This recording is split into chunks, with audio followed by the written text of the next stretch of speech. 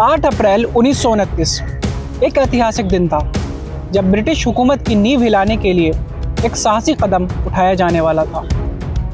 Central legislative assembly की कार्रवाई चल रही थी और अचानक दो युवा क्रांतिकारी भगत सिंह और बटुकेश्वर दत्त पब्लिक गैलरी में खड़े होते हैं।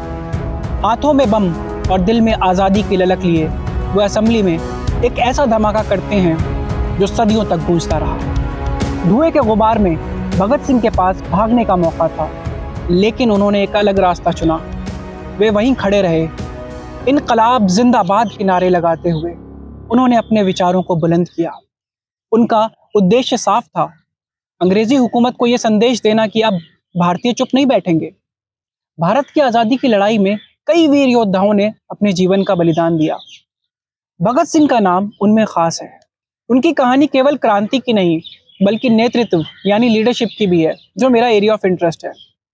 चलिए उनके जीवन की कुछ घटनाओं से सीखते हैं कि एक सच्चे लीडर में क्या क्वालिटीज होनी चाहिए। यहाँ मैं भगत सिंह के जीवन के अलग अलग इवेंट्स और उससे मिलने वाले लेसन्स की बात करूंगा। लेसन नंबर 1 है क्लियर विजन। 13 अप्रैल 1919 का वो खौफनाक दिन जब अमृतसर का जलियांवाला बाग निर्दोषों के खून से लाल हो गया था। ब्रिटिश हुकूमत की बेरहमी ने सैकड़ों मासूम लोगों की जान ले ली थी। जलियांवाला बाग हत्याकांड से भगत सिंह इतना परेशान रहते थे कि 12 साल की उम्र में वे वहां गए और अपनी आंखों से उस बर्बरता के निशान देखे। जलियांवाला बाग की मिट्टी को अपनी मुट्ठी में भरकर भगत सिंह ने एक अनोखी कसम खाई। ये मिट्टी अब उनके लिए सिर्फ मिट्टी नहीं थी, बल्कि उन निर्दोषों की याद थी जिनकी जानें ब्रिटिश अत्याचार का शिकार हुई थी।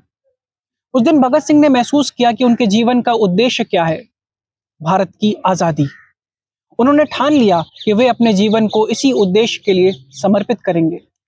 यह विजन और डेडिकेशन था जिसने उन्हें एक सच्चा लीडर बनाया। दोस्तों, इससे हमें लीडरशिप लेसन ये मिलता है कि सच्चे लीडर की पहचान उसके विजन और पर्पस से होती है। भगत सिंह की कहानी हमें सिखाती है कि जब आप अपने जीवन का उद्देश्य जान जाते हैं तो कोई भी ताकत आपको रोक नहीं सकती। उनकी आंखों में भारत की आज़ादी का सपना था और इस सपने ने उनके हर कदम को दिशा दी। दोस्तों, लेसन नंबर 2 है करेज। 8 अप्रैल 1929 का वो ऐतिहासिक दिन जब भगत सिंह और बटुकेश्वर दत्त ने सेंट्रल लेजिस्लेटिव असेंबली में बम फेंककर ब्रिटिश हुकूमत को चुनौती दी। यह कोई हिंसात्मक कृत्य या क्रिमिनल एक्ट नहीं था, बल्कि एक सोच समझकर की गई योजना थी जिसका उद्देश्य था आज़ादी की लड़ाई की ओर ध्यान आकर्षित करना और अंग्रेजों के काले कानूनों का विरोध करना। असेंबली की कार्रवाई चल रही थी जब भगत सिंह और दत्त ने 2 बम फेंके। उनके बम किसी की जान लेने के लिए नहीं थे, बल्कि उनका शोर ब्रिटिश शासन के खिलाफ विरोध का प्रतीक था। उन्होंने जानबूझकर गिरफ्तारी का सामना करने का निर्णय लिया। उनका इरादा था कि अदालत का मंच उनके विचारों को प्रचारित करने का माध्यम बने। इस घटना ने उनके करेज और डिटर्मिनेशन को साबित किया। दोस्तों, इससे हमें ये लीडरशिप लेसन मिलता है कि सच्चा लीडर वही होता है जो अपने गोल्स को पाने के लिए हिम्मत दिखाए।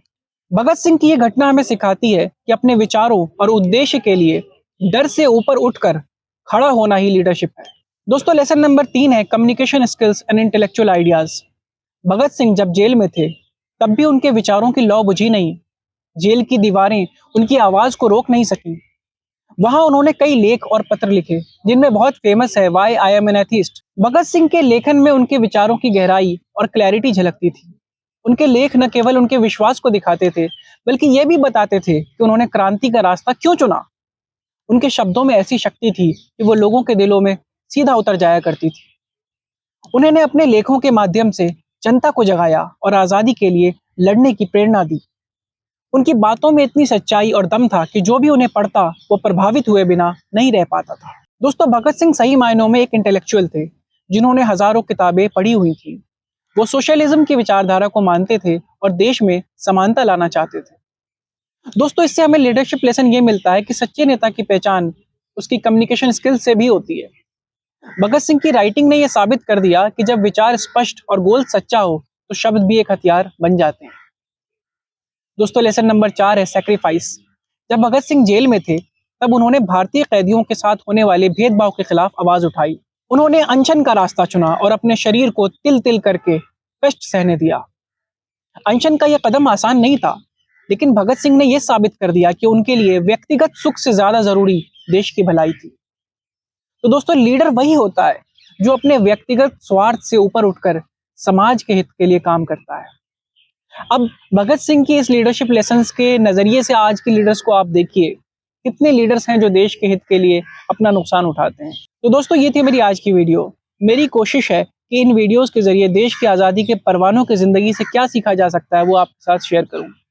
अगर आपको वीडियो अच्छी लगी है तो आपसे रिक्वेस्ट है कि वीडियो को लाइक कीजिए और इस वीडियो को शेयर कीजिए और चैनल को सब्सक्राइब कर लीजिए ताकि हमारी आने वाली वीडियोस भी आप देख सकें।